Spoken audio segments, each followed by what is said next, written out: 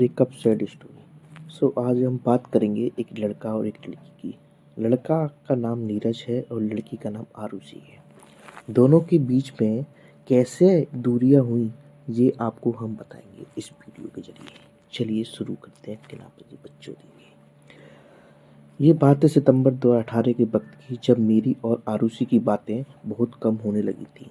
मैंने आरुषि को कई बार पूछा था कि आजकल क्यों तुम मुझसे बात कम करती हो, कोई प्रॉब्लम है, कोई परेशानी है, लेकिन आरुषि ने मुझे कुछ नहीं बताया।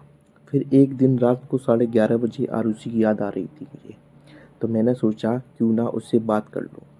जब फ़ोन किया तो उसका फ़ोन बिजी जा रहा था।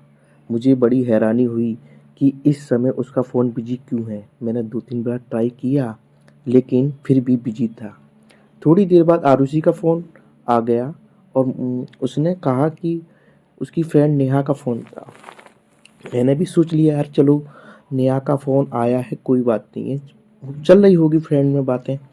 और वो कल की कॉलेज असाइनमेंट के लिए कुछ पूछ रही थी, तो मैंने कहा चलो कोई बात नहीं, मैंने उसको मूव ऑन किया। मुझे थोड़ा शक हो चुका था कि आरुषि किसी और से बात कर रही थी।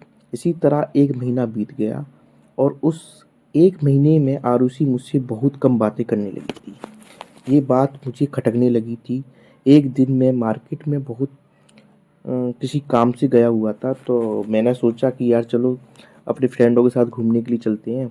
तो मार्केट में मैंने कुछ लेने के लिए तो गया ही था, तो आरुषि एक लड़के के साथ मुझे रेस्टोरेंट में बैठी हुई दिखी।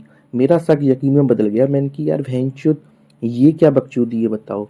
सारा प्यार मैं कर रहा हूँ, मैं सारी इसकी ज़रूरतें पूरी कर रहा हूँ, और ये भैंचोद मेरे साथ ही खेल रही है, बताओ गेम, डबल गेम खेल रही है। लेकिन मैंने उस समय आरुषि को कुछ नहीं कहा। मैंने वहाँ से मैं चुपचाप निकल गया बस। सो घर आकर मैंने बहुत सोचा कि कहीं ये मेरा प्यार एक तरफ़ा तो नहीं है। मैं बहुत उदास था क्योंकि उस दिन मैं बहुत अकेला महसूस कर रहा था। मतलब यार जब इंसान का दिल टूटता है ना, तो उसको कुछ दिखाई नहीं देता और ना उसको कुछ सुनाई देता है, बस वो एक डिप्रेशन में चला जाता है। तो मैं बहुत उदास हो चुका था, अकेला महसूस कर रहा था। अगले ही दिन मैंने आरुषि को फ़ोन किया और उससे मिलने के लिए बुलाया। मैं अंदर ही अंदर जानता था कि ये शायद मेरी आरुषि के साथ आखिरी मुलाकात होगी। ये शायद मेरी आरुषि के साथ आखिरी मुलाकात होगी। दिन में बहुत इमोशनल हो चुका था मैं। रात में इमोशनल, दिन में इमोशनल। जब मैं सोता था तो यार मेरा तकिया पूरा भीग जाया करता था आंसुओं से। मैं आरुषि को मिला, उसका हाथ पकड़ा और मैंने वो कहा जो मैंने कभी सोचा ही नहीं था ज़िंदगी में। मैंने आरुषि को कहा, आरुषि मैंने तुम्हें बहुत प्यार किया था। मेरा वक्त, मेरा दिल, मेरी फीलिंग सब तुम्हारे लिए थी, लेकिन शायद तुम बदल गई हो और इसमें कोई बुराई नहीं। वक्त के साथ हर इंसान बदल जाता है, लेकिन कम से कम मुझे एक बार बता तो देती तुम कि यार मेरा किसी और के साथ चक्कर चल रहा है। खैर मुझे पता है कि तुम्हारा अफेयर तो है ही है, और साथ ही साथ भी कि इसीलिए मैं चाहता हूँ कि तुम मेरे इस बंधन से आज़ाद हो जाओ। मैं नहीं चाहता कि तुम मेरा दिल टूटने के डर से मुझे कुछ ना कहो। इसलिए आज मैं तुमसे कहने आया हूँ आरुषि, आज के बाद मैं तुम्हें कभी नहीं मिलूँगा।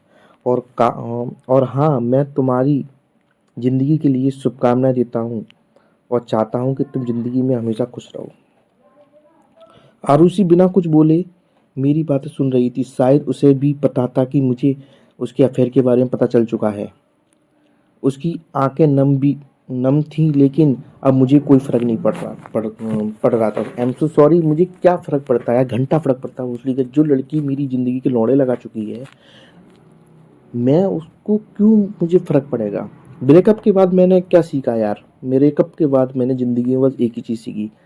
उस दिन मैंने सीखा कि जो तुम्हारी खामोशी नहीं सुन सकता, वो तुम्हारे लफ्ज़ भी कभी नहीं सुन सकता। कभी किसी को इतना प्यार मत करो कि वो तुम्हारी ज़िंदगी बन जाए।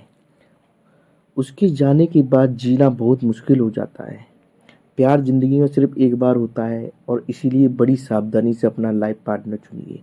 गलत लाइफ़ पार्टनर चुनने से आपकी इमोशनल फीलिंग का ही आप समझ सकते हो क्या हो सकता है। सो कभी किसी के साथ टाइम पास मत करिए, अफेयर मत करो। दूसरों के इमोशनल और फीलिंग के साथ खेलने से तुम्हें कोई हक नहीं। लोग वादे तो करते हैं लेकिन तोड़ भी बड़ी आसानी से देते हैं। जब दिल टूटता है तो संभालना बड़ा मुश्किल लगता है। ऐसा लगता है कि ज़िंदगी रोज़ मौत दे रही है। So thank you so much, thank you. आप लोगों ने ये मेरी सैड स्टोरी सुनी, और चैनल को लाइक करें, शेयर करें, सब्सक्राइब करें। Thank you, thank you.